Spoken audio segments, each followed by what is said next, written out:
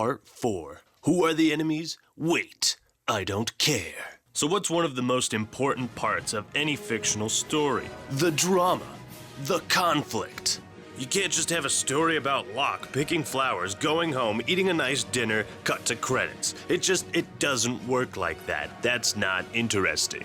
And Halo games have always had interesting drama between multiple factions and characters of the Halo universe. But the conflicts in Halo 5 are so devoid of any real depth, emotion, or reason. And to top things off, we don't have a clear villain or a clear protagonist. Is the Warden the main villain? No. He just attacks you because you run into his cave or something. Well, apparently he's defending Cortana from Fireteam Osiris. I stand in service to Cortana. And earlier he let Chief and Blue Team through, but then why does he suddenly turn on them later in the game? Hey dipshit, you let us through earlier. Why are you blocking our path now? What changed? I mean, did the level designers say, hey, let's put another boss fight with the Warden here, and then forgot that it made no sense in relation to the story? The Warden apparently has a conflict with Cortana as well. And again, we have the same problem. Why? If Cortana can use her magical abracadabra teleporting powers to control the Warden, why would he pick a fight with her? The conflicts that the Warden Eternal has with the other characters make absolutely no sense at all. No reason for conflict equals no drama equals no story.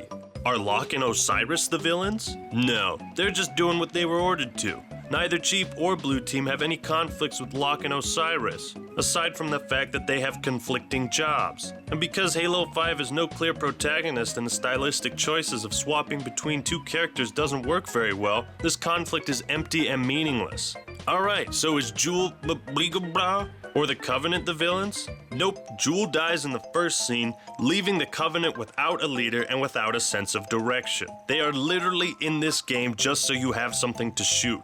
Oh, but apparently the Covenant is at war with the Swords of Sang Helios, a faction of elites led by the Arbiter that conveniently popped up in Halo 5 in a vain attempt to give the Covenant some sort of purpose in the story. But this conflict has no depth. We're never shown what is at stake between these two factions. The same equation applies here. It almost seems like they wanted to throw in the Arbiter into Halo 5 for some sort of fan service, but then when they were writing the story, they were like, oh shit, the Arbiter doesn't have any reason to be in this game. Oh, I know. Let's have him fight the Covenant because... Then we've got the orange robots. Are they the villains? Absolutely not. Just like the Covenant, they're only here so you have something to shoot. Is Dr. Halsey or Oni the villains? No! That bit about Halsey wanting revenge against Oni completely dropped from the story. And the very first cutscene is all that we have to support this idea, and even then, that cutscene has nothing to do with the rest of the story. What about Cortana? Is she the main villain? Well, I'm going to talk about that later. Ah, then our villains must be the Guardians. Except, no, they're not. The only thing we see the Guardians do is appear at random, emit a few shockwaves, and then disappear.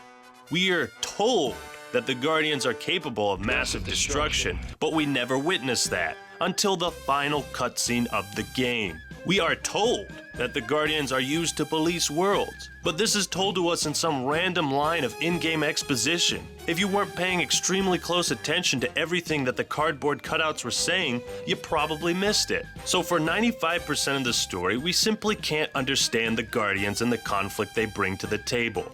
As an audience, we simply have way too many unanswered questions. What exactly are the Guardians? What do they do? Do they actually guard something? How do they do that? Why? What is their purpose and how do they accomplish it? How are they controlled? What caused this massive surge of Guardians that apparently came out of nowhere and have never been mentioned before prior to this event? And you know, this isn't some random group of robots that appeared in the sky for no reason. This is the title of the goddamn game. You'd think there'd be a buttload of boring exposition talking about them.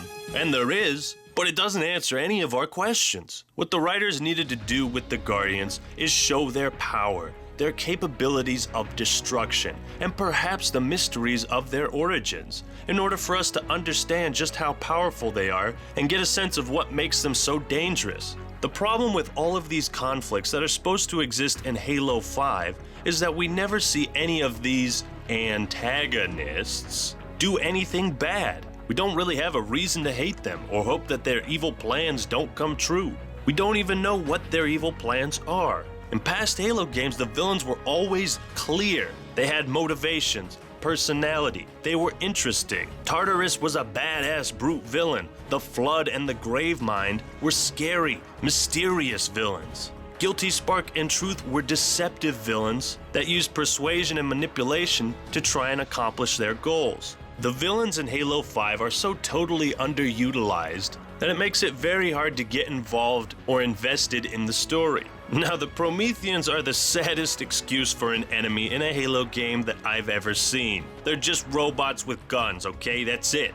In Halo 4, they talk about this idea of how the Prometheans are really humans or forerunners that had robotic mutations so they wouldn't get infected by the Flood. But this concept is never explored or mentioned again in Halo 5. We need something for the Prometheans. Give them some reason to be in the campaign other than just being something to shoot. Now, if 343 was going to replace the Didact with the Warden, then they should have made the Warden the main villain. He has an awesome character model, and his powers of reincarnation could have been used as a way to help tell his story, and the story of the Prometheans. Maybe the Warden is a tortured Promethean who used to be a leading general in the fights with the Precursors or even against the Flood. Maybe he just wants to have eternal peace, but he needs to complete some sort of mission before he can truly die. Perhaps finding who will hold the mantle of responsibility over the galaxy. We could have been able to pity the Warden as a surviving war veteran who just wants rest and doesn't really have anything against the Spartans. He just knows they aren't the ones to hold the mantle.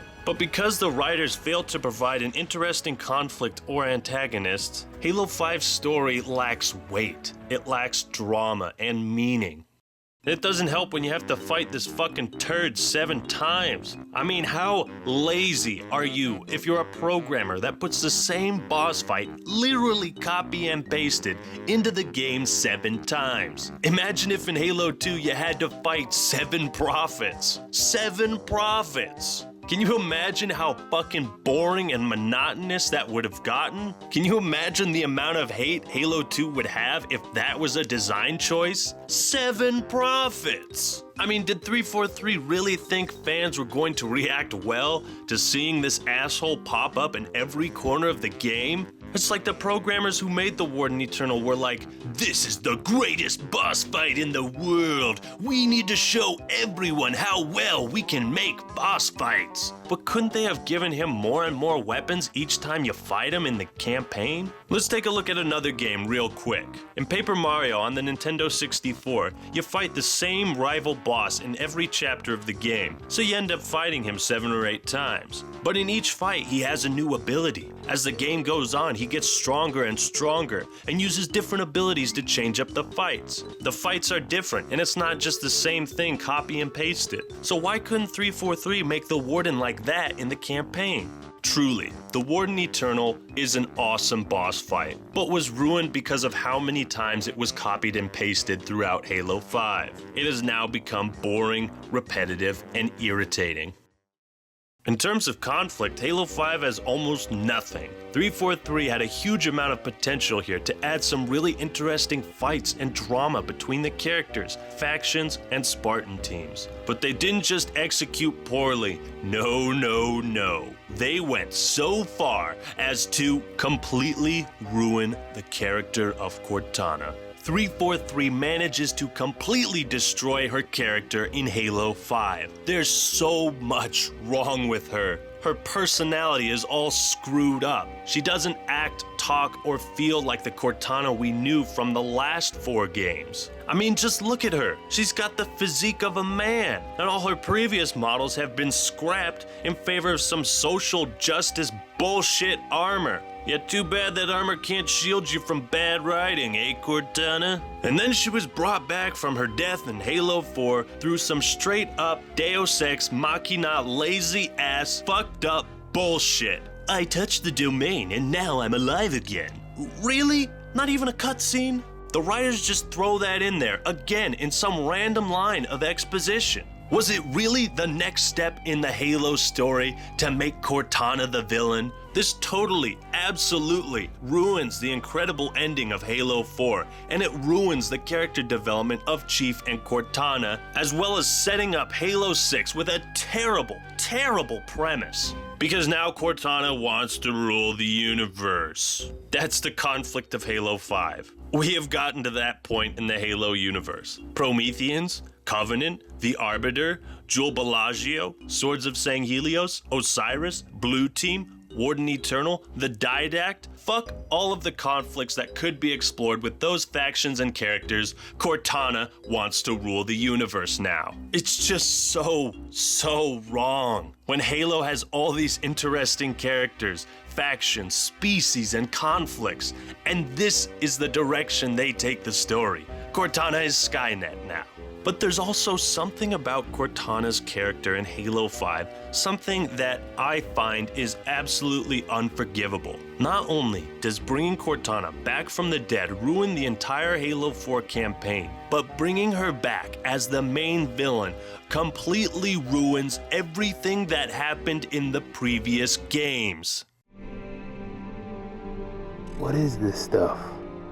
Knowledge. A birthright from an ancient civilization. This AI is its custodian, and she has chosen you as her couriers. Chosen? By an AI? By this AI, yes. Her measure of you carries as much weight as my own, perhaps more. You are to take her to the UNSC shipbreaking yard in Azad. There you'll find a Halcyon-class cruiser waiting to get her off-planet. I understand. Do you?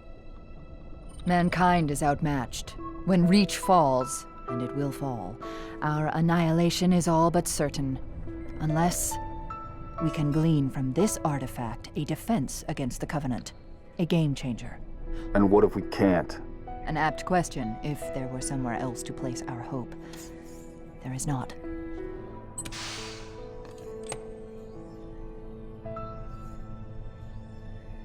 Take it, Lieutenant. She has made her choice. Do you have it? Yes. Say the words, please. I have it. Good, because this AI is our secret weapon and will lead us to victory in Halo Combat Evolved, Halo 2, and Halo 3. Then she's going to die in Halo 4, come back to life, and turn against humanity. Hope you're happy, Noble 6 and Noble Team. You died so that Cortana could become Skynet. The protocol is clear. Destruction or capture of a shipboard AI is absolutely unacceptable, and that means you're leaving ship. Which is where you come in, Chief. Get Cortana off this ship. If they capture her, then she won't be able to enact her diabolical plan to use the Guardians to rule the universe. Hope you die, Master Chief. Radio for Vito. Heavy lift gear. We're not leaving them here. Yeah, you're not. Oh, crazy fool. Why do you always jump? One of these days, you're gonna land on something as stubborn as you are. And I don't do bits and pieces. Where is she, Chief? Where's the AI that will use the Guardians to police the galaxy? I'm getting you out of here. No, you're not. Don't let her go. Don't ever let her go. Because she's going to come back to try and rule the universe. Blech. And if all that wasn't bad enough, we don't even know why Cortana wants to rule the universe in the first place. Her motivations are totally unexplained. Brian Reed and Frank O'Connor try to damage control this in, once again, the most disrespectful way possible. Repeatedly throughout, we were talking to each other about how, Cortana is not evil. Cortana is doing a thing we don't agree with, and she has the power to make it happen. They basically say that we don't understand her. She's not evil. Halo fans are stupid for thinking that because they don't understand what we're trying to do with the story. We don't understand what you're trying to do with the story because you left it off at a cliffhanger without explaining the motivations of the main villain. I've never seen a single design choice ruin so much in a beloved franchise such as Halo. but let's move on with the story. The warden said Cortana was calling them to her. She's not here. How do you know she isn't here? Have you thoroughly checked this whole area? How do you know there isn't some hidden terminal somewhere? Ladies and gentlemen, I present to you one of the worst cutscenes in video game history. By the Prophets. Do I really have to talk about this? This entire sequence of events pisses me off to no end. So Master Chief and Blue Team appear out of who the fuck knows where, and then Chief and Locke look at each other. But rather than standing his ground and acting as Chief normally does, he breaks character and tries to run away like a little bitch. Well, not run, more like a slight jog. Trying to burn those calories, eh, Chief? Alright, so this guy has his gun pointed at you. He's an assassin. Why are you just standing there awkwardly? Chief, we're only here for the co-op. Please carry this scene forward. You'd think that when a dangerous individual points his gun at you, that you'd pull your own guns out to defend yourself. Not even Chief draws his weapon. Is this the stupidest group of Spartans in the history of mankind or something? No, this is supposed to be Blue Team. The Spartan team that has more registered missions than any other team in UNSC history. But then Chief says something cliche in a very serious voice. I have a job to do.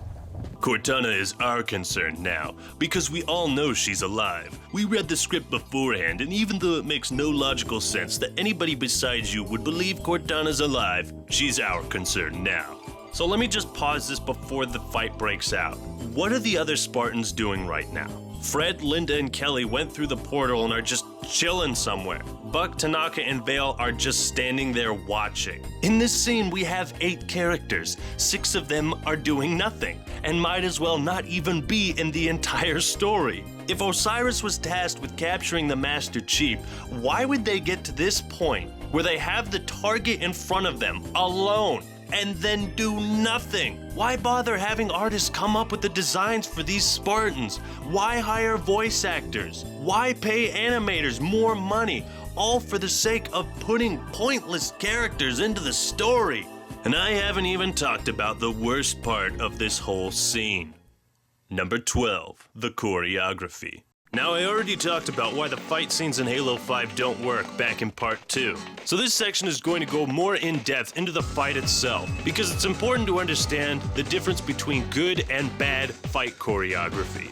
Now, I've been a martial artist for over 8 years. I have my first degree black belt, I'm a martial arts instructor, and I am also part of a demonstration team that choreographs and performs live action fights in front of an audience. I'm no Jackie Chan, but I do know what I'm talking about.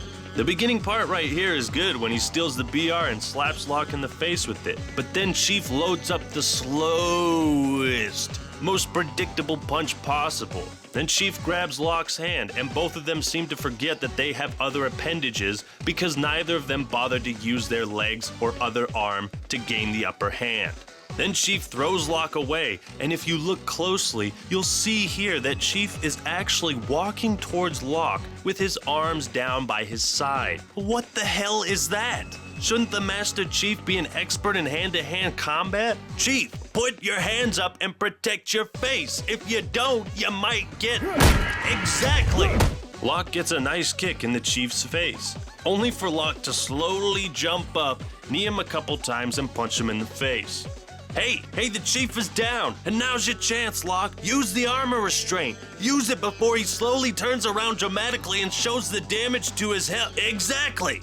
Or wait until he turns around so he can see your trump card. Yeah, that's a better idea. The rest of this fight is just boring and slow. But then Chief gains the upper hand and pushes the armor restraint onto Locke. And the funny part is how Locke pulls out his pistol right at the end. But Locke didn't shoot at Blue Team or the Master Chief, and they clearly weren't worried about getting shot. So when he pulls out his pistol at the end of this fight, it's just a last-ditch effort to add drama, and it fails. Then Chief slowly walks away because he's a 60-year-old man that isn't really a Spartan and in no particular hurry. He also knows that the other 3 pieces of cardboard don't have jack shit to do with this story and won't attack him.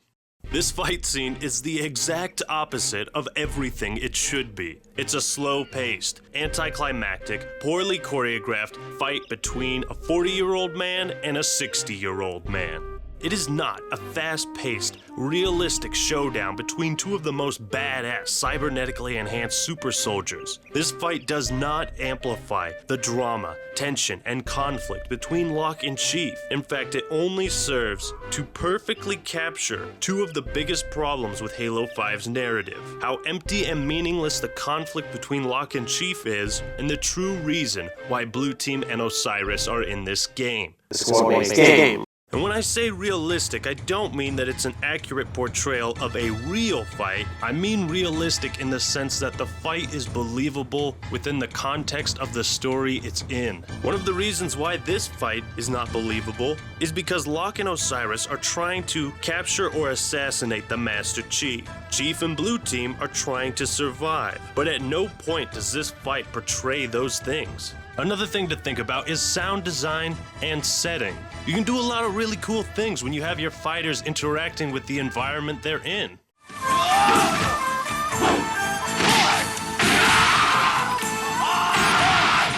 And a good soundtrack can help define the style of the fight, with the sound effects and voice of the fighters adding to the intensity.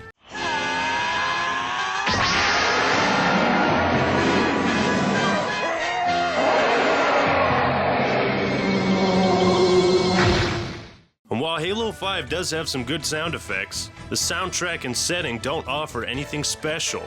And you know what this scene should have done? It should have illustrated the conflict between the two generations of Spartans. This should have showcased a great 4-on-4 fight, made use of the other Spartans and their new abilities, show the differences between Spartan 2s and Spartan 4s, and add an entirely new dimension to the Chief versus Locke conflict. Or, it should have been a 1v4 ass-kicking of Team Osiris, with the Master Chief beating the hell out of them in a quick, efficient, brutal fight scene. Then Buck would have said something like, "He's a Spartan too, what did you expect?" The only good thing about this whole sequence is the ensuing escape, which is actually choreographed quite well. They utilize the Promethean structures and collapsing buildings in a nice way. Had the scene before this not been so terribly choreographed, this would have been a great follow-up to a dramatic fight scene. Now, I know some people might try and defend this scene by saying the action is supposed to be simple, so that your average person can see exactly what is going on. To which I say, no. An action scene like this between two cybernetically enhanced super soldiers should be lightning fast. The audience should barely even be able to keep up with it. And some people might say that this is a battle of honor, and that's why Blue Team and Osiris don't intervene, except that it's not. Locke is supposed to be a goddamn assassin. He doesn't care about honor, and neither should the Chief. Now, if I were to give you a reason for why this scene exists and is so poorly choreographed, it would be because the people who created it had no idea what they were doing. The writers did not have the talent to deliver the premise offered in the trailers, and this was the bare minimum they could do to avoid being sued for false advertising. I honestly want to stop the review right here because I'm so disgusted with the mind-numbing direction of the story, but there's still a lot that needs to be said before I can close the curtain on why Halo 5's campaign is so bad. Alright everyone, thanks for watching. Hope you enjoyed part 4. So what do you think about Cortana as the villain in Halo 5? What do you think about the fight choreography and everything else I've talked about? Post your comments down below as always. If you haven't already, check out parts 1, 2, and 3. If you're not already subscribed, then subscribe to the Actman channel so you can stay updated on all the awesome videos I'm coming out with. And I want to give a shout out to my buddy SPD Cadet. Happy birthday, man. That's all I got for today. This is the Actman signing out. Peace!